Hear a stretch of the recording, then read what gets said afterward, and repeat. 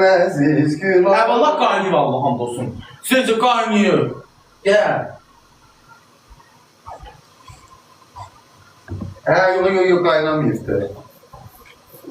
Gel. Tek kaynıyor vallahi Allah hakkı.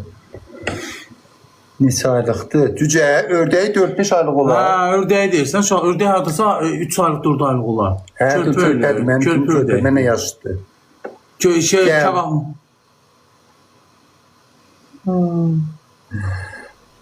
Ölmə səni. Az məni takip edin də, dostlar, nə olar? Allah, yazılar nətər gedir, oxuyamıram. Ay, məni takip edənləri öpürəm, siz can ciyərlərim. Sizi verənə şükür, ey. Kim səni deyir, barışdı, səni niyə barışmırıq? Barışmışıq. Nə olar, qardaşıq? Niyə barışmayaq ki? Vallahi kaynıyor. Gəl əlini xırda. Vallahi kaynıyor. Elimi yandırım dedim, ne diysen buz gibidir. Bu eləməsə var, ey. Biriniz havaslara su birə soyacaq. O birisi havaslara su birə soyacaq. Vallahi soymuyorsun. Niye tek sonraki soydun diye. Bu birisini de havaslara birə Vallahi soyacaq. sonraki soydu. Gel. Kötüce gidelim. Sonra yol olmayasın, ha. Anne yolmuş ki. Sütü kişisine yolaşıyor. Ben de elim yıkanmayayım ki. Bak, buna ne oldu? Evini taşlasın bundan.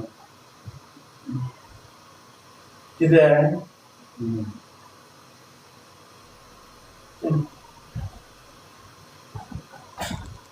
Hemen ders partini giyelim kötüce. Aşağıdaki ki biraz aşağı sal baba. Ayıftı cemaat bakır, ayıftı. İlden obadan ayıftı. Hiç ne yok.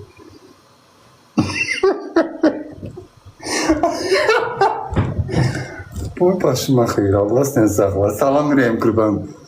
Aşağı bana takip ediniz. Atın seni. Hə, deyim. Onlar takip olur. Çata bilmeyeceğiz. Tamam. Biraz aşağı sal. Ay da boş. Aşağı sal. Aşağı. Düşmez korkma elimden.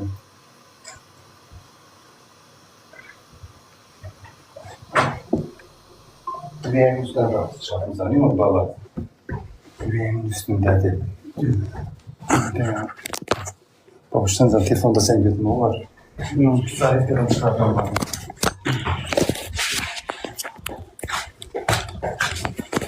Başına küsenlerin başına olsun ha. Ana ağırlıkçı. Öldü temizlikte kebap pişireceğiz.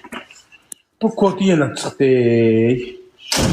Sıfatın yansın ha. Elə bil ki ölür də çöldən ötürü. İt ölür də.